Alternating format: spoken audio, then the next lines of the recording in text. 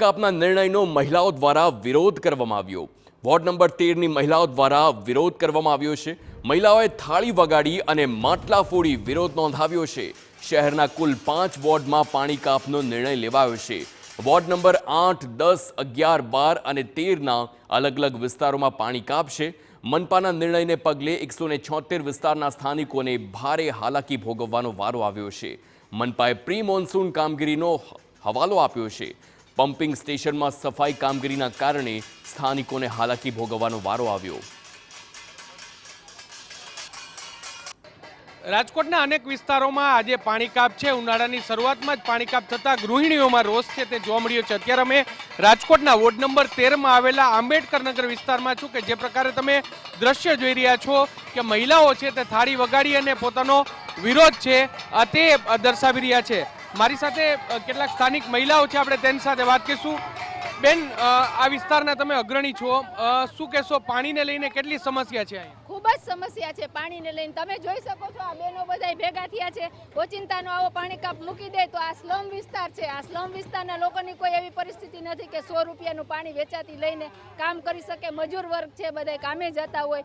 તો આ સરકાર જે મોટી મોટી વાતો કરે છે, હમણાં 2 દિવસ પહેલા જ પાણી પુરવઠા મંત્રી જાહેરાત કરી ગયા કે કોઈ દિવસ રાજકોટને પાણી વગરનું નહીં રાખીએ તરસ્યું। તો આ ન પાણી સરકારને હું એટલું જ કહેવા માંગુ છું કે તમે ખાલી વાતો ન કરો, લોકોને પૂરતું પાણી આપો અને ચોખ્ખું પાણી આપો। ખૂબ ગંદુ પાણી 1 મહિનાથી આવે છે એટલે લોકોને એ પણ ઝાડા ઉલટીની પણ સમસ્યા છે। ઘણા બહેનોને બાટલા ચડાવ્યા છે ગંદા પાણીના લીધે।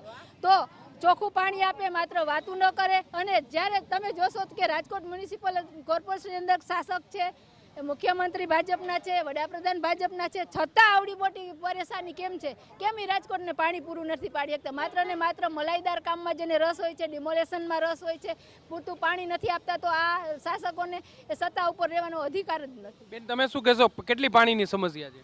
બહુ પાણીની સમસ્યા છે, કેમ કે 15 મિનિટ પાણી આપે છે, એમાં 7 મિનિટ ખરાબ પાણી વહી જાય, 7 મિનિટ કાયમ 7 મિનિટ પાણી આવે છે। એમાં અમે આજ કેટલા દિવસથી ભોગવી છે, 1-2 મહિનાથી, અને અત્યારે આજ હાવ પાણી નથી આવ્યું। કાલે બુધવાર છે, લાઇટ નહીં, એટલે કેટલી વિચાર કરો। કાયમ 20 રૂપિયાનું અત્યારે પાણી ફિલ્ટરનું લેવી થાય પૂરું। અમારે 40-50 રૂપિયાનું ફિલ્ટરનું પાણી જોઈશે, 100-200 રૂપિયાની 2-3 ટાંકીઓ જોઈશે। બોલો અમારે કેમ પૂરું કરવું? મજૂરી ઇલાકો છે એટલે અમારે બધાને કપડાં તો મેલા હોય જ, કામે જતા હોય એનો, તો અમારે કેવી રીતે કરવું? કહો જો આ ઉનાળો છે, અમારે નાવું ધોવું નહીં, તો તમારે આવો કાપ મેકવું તો શિયાળામાં કરે ને।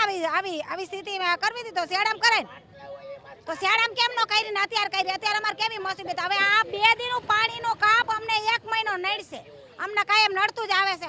આવું સરકારને અમારા માથે જુલમ ન કરે। મજૂરી લેકામાં ગાઈડનું 5 મિનિટ વધારે પાણી દેવું જોઈએ। બેન, એમ કે છે કે રિપેરિંગ કામ ચાલુ છે એટલે પાણી કાપ આપે, શું કહેશો આને લઈને? રિપેરિંગ કામ હોય તો ભલે નહીં હોય, પણ પાણી તો આપવું જ પડે ને, જરૂરી છે પાણી। પાણી વિનાના બાનાજી ખોટા જ છે કે રિપેરિંગ કામ હાલે છે, રિપેરિંગ કામ હાલતું જ નથી, બરોબર? બેન શું કહેશો અહીંયા? શું કેટલી પાણી ન આવે તો કેટલું મુશ્કેલી થાય? અરે બહુ મુશ્કેલી થાય ભાઈ। પાણી ન આવે તો અમે શું કરીએ? બાલ બચ્ચાને નિશાળે મોકલવા, નાવરાવા, ધોવરાવા, કાંઈ સાફસૂફ કરવા કેમ મોકલવા? ત્યાં જાય તો સાહેબ લોકો પાછા કાઢે, નાયા ધોયા વગર ના આવ્યા, તમારા કપડાં મેલા છે, તો અમારે શું કરવાનું સાહેબ? તો તમે આ અમારી સમસ્યાનું તમે સમાધાન કરો। એટલે આજે રાજકોટ શહેરના અનેક વિસ્તારો છે ત્યાં પાણી કાપ છે ને, ખાસ કરીને સ્લમ વિસ્તાર છે ત્યાં ભારે હાલાકી છે તે પડી રહી છે। સ્થાનિક લોકો કહી રહ્યા છે કે 1 દિવસનો પાણી કાપ છે તેમને 1 મહિના સુધી તેની અસર થાય છે, કારણ કે રોજનું કમાઈને રોજને ખાવાવાળા સ્લમ વિસ્તારના લોકો છે ને તેમાં 1 દિવસનો પાણી કાપ છે તે તેમને ભારે હાલાકી છે તે પાડી રહ્યો છે સરકાર દ્વારા, અને ખાસ કરીને રાજકોટ મહાનગરપાલિકા તંત્ર દ્વારા આ અંગે યોગ્ય કાર્યવાહી કરવામાં આવે તેવી પણ માંગ ઉઠી છે। કેમેરા પર્સન ભાવેશ લશ્કરી સાથે મોહિત ભટ્ટ, TV9 રાજકોટ।